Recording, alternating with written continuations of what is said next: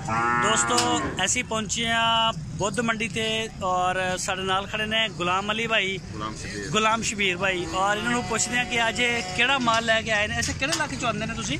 ਅਸੀਂ ਨਵੇਂ ਲਾਹੌਰ ਨੇ ਭਾਈ ਜਾਨ। अच्छा नवे लाहौर चो आ गए ने पुराने लुडन च। हाँ जी लाहौर नवा ते लुडन पुराना। हाँ जी लुडन पुराना। लुडन पुराना। लाहौर दी मंडी को माड़ी है जेड़ा एडी दूर आए हो? नवा लाहौर मंडी है ना, उस तरह सारी मंडियां करते हैं। अच्छा, पर मामू कांजन सा। अच्छा मामू कांजन सी। अच्छा आज केड़ी नस्ल दिखा रहे हो सानू? साडे कोल साहिवाल है, क्रास है, वलेती है, सब अच्छी है। चलो दोस्तों देखते हैं इन्हां दा माल।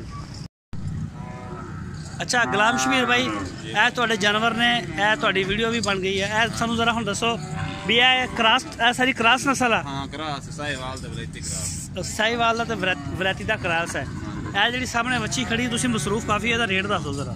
एदा रेट 45000 मंग रहे हैं। एदा 45000 है। दी उम्र कितनी है? उम्र 8-9 महीने।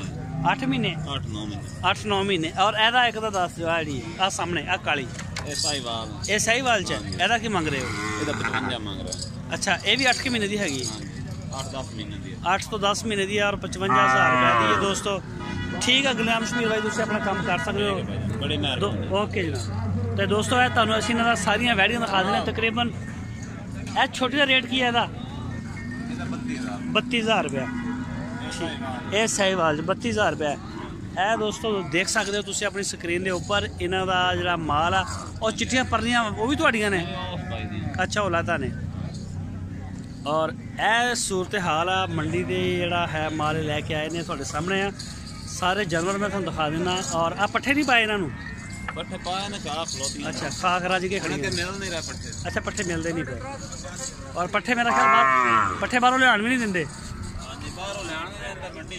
मंडी च लभदे नहीं पे, बाहरों लियाण नहीं देंगे। हाँ जी ये भी रौला है पाकिस्तान का।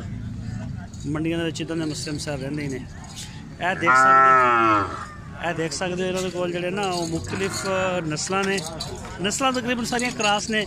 कोई चोलस्तानी, कोई जी है वो वलैती का क्रास आ, और कोई जरा है साहिवाल का क्रास आ। मुख्तलिफ किस्म का जो क्रास माल है इन्होंने कोल।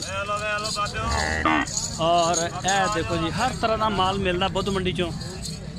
जिला विहाड़ी, अगर कोई भी दोस्त आना चाहे जिला विहाड़ी के आन के और लुडन मंडी दी आ सकता। तकरीबन विहाड़ी शहर तो 33-35 किलोमीटर अंदाज़ा है, इन्नी के दूर है। तो तुसीं जिहड़ा भी आना चाहे वेलकम।